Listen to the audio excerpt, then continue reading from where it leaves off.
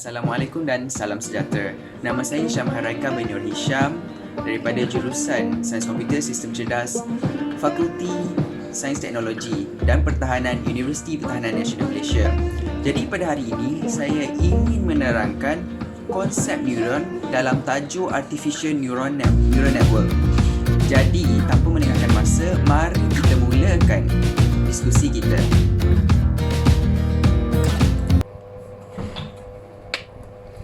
Assalamualaikum. Jadi konsep of neuron. Apa yang kita perlu faham melalui konsep neuron? Pertama sekali adalah kita kena tahu apa itu Artificial Neural Network. Artificial Neural Network menurut daripada Dr. Robert H. Nielsen, beliau iaitu seorang inventor of the first neurocomputer. Beliau mengatakan Artificial Neural Network ini adalah satu computing system made up of a number of simple, highly interconnected processing element which process information by their dynamic state response to external inputs. Ataupun erti kata yang mudah adalah ia menggambarkan kepada kita neural network ni adalah satu sistem pengkomputeran yang terdiri daripada sejumlah elemen pemprosesan yang mudah dan saling berkait, memproses maklumat dan berlakunya tindak balas dinamik terhadap input luaran. Seterusnya, jadi kita akan tengok kepada basic structure of ANNs. Basic structure of ANNs. Terlebih dahulu kita kena faham macam mana ANNs ni boleh wujud. Okey, neural network ni adalah terinspirasi daripada satu model yang terinspirasi oleh model bagaimana neuron dalam otak manusia itu boleh melakukan sesuatu, boleh bekerja, boleh bergerak, boleh berhubung, boleh menyampaikan maklumat. Dalam otak manusia terdiri daripada 86 bilion sel saraf yang dipanggil neuron dan berhubung dengan beribu sel lain melalui axons. Selain itu, dendrites atau dia pula akan menerima rangsangan atau stimulus daripada persekitaran luar atau input daripada organ rangsangan. Input ini pula akan menghasilkan satu impuls elektrik yang terus bergerak melalui neural network. Ini adalah secara asas neuron di dalam sistem otak kita. Jadi, kita akan tengok ini adalah contoh gambar neuron di dalam otak kita. Seterusnya kita tengok basic structure of ANNs. Saya akan menerangkan mengenai macam mana neuron dalam Artificial Neural Network itu sendiri. Jadi, ANNs ini terdiri daripada pelbagai jenis nodes yang mana berfungsi meniru neuron-neuron yang berada dalam sel otak manusia. Neuron-neuron ini berhubung melalui hubungan yang dipanggil sebagai link dan mereka akan berinteraksi antara satu sama lain. Manakala nodes akan menerima input dan melakukan operasi ringkas terhadap data yang diperolehi. Tindak balas daripada operasi ini akan dihantar ke neuron-neuron lain pula.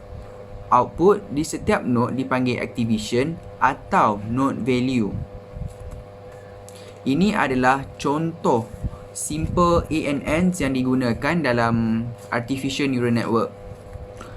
Okey, apa yang kita dapat lihat dalam gambar rajah ini adalah input, hidden, output. Dia terdiri daripada 3 layer, iaitu pertama layer input, yang kedua layer hidden, yang ketiga layer output. Layer input ni berfungsi sebagai tempat di mana data-data itu akan masuk.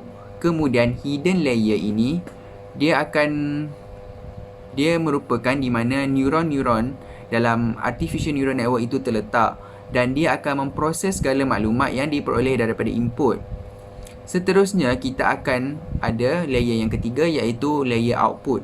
Layer output ini adalah pula dia menerima keputusan hasil tindak balas yang berlaku dalam hidden layer di mana neuron itu terletak.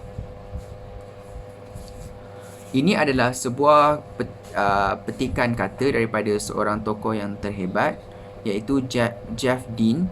Dia mengatakan deep neural networks are responsible for some of the greatest advances in modern computer science. Ini menunjukkan bahawa neural networks ni berfungsi. Neural networks ni di mana yang terdapat dalam sel otak manusia ini, dia memberikan satu kesan yang baik kepada manusia untuk mencipta satu artificial neural network bagi memudahkan kerja-kerja manusia. Antara yang terdapatnya adalah modern computer science.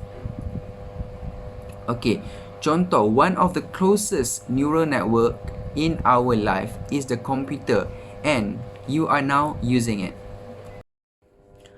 Okey, selesai penerangan untuk konsep neural network. Buat masa sekarang, kita tahu seluruh dunia sekarang mengalami pandemik yang sangat teruk, iaitu wabak COVID-19. Wabak ini sangat serius kerana rantaian untuk merebak sangat mudah. Saya bagi satu situasi, iaitu Abu, Raju dan Chen. Mereka ni berkawan. Okey, pada satu hari, Abu ini telah mengalami simptom-simptom COVID-19. Abu pula ingin berjumpa dengan Chen.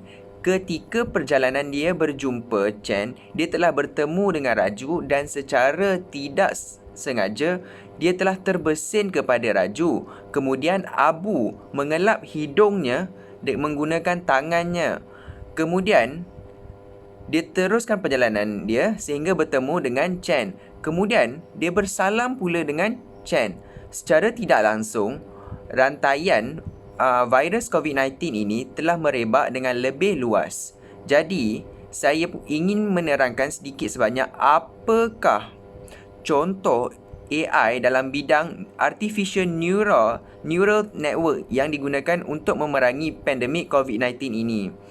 Jadi antaranya adalah kita menggunakan CT scan, menggunakan image classification. Cara ini dapat meningkatkan proses diagnosis. Menurut pakar penyelidik, sistem ini mempunyai kemampuan untuk mencapai ketepatan lebih 96%. Selain itu, kita juga menggunakan screening patients and diagnosis COVID-19. Dia menggunakan imbasan muka. Sebuah hospital di Florida adalah salah satu yang pertama menarik perhatian dunia kerana menggunakan machine learning untuk membantu tindak balas COVID-19.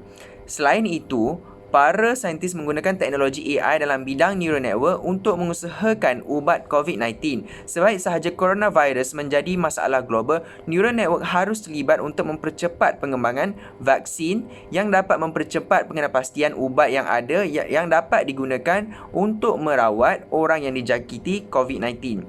Contoh lain adalah penggunaan AI untuk mengesan maklumat mengenai penyakit berjangkit di seluruh dunia. AI algoritma memproses maklumat dari beratus sumber untuk pengesanan awal wabak berjangkit. Dengan sejumlah besar maklumat yang dihasilkan di seluruh dunia setiap hari, AI algoritma dapat membantu memberikan maklumat yang relevan dan mencari korelasi antara titik data. Selain itu juga, kita juga menggunakan machine learning untuk mengenal pasti pelbagai jenis data. Antaranya infection risk, iaitu apakah risiko individu atau kumpulan tertentu mendapat COVID-19. Kedua, severity risk, apakah risiko individu atau kumpulan tertentu mengalami gejala atau komplikasi COVID-19 yang teruk yang memerlukan rawatan di hospital atau rawatan intensif. Ketiga, outcome risk, apakah risiko bahawa rawatan tertentu tidak berkesan untuk individu atau kumpulan tertentu dan seberapa besar kemungkinan mereka mati. Ini adalah antara contoh neural network yang digunakan sepanjang musim COVID-19 ini. Jadi, saya ingin pesan kepada semua supaya duduk di rumah, elakkan daripada keluar, kurangkan rantaian COVID-19 ini. Stay home, stay safe and good luck.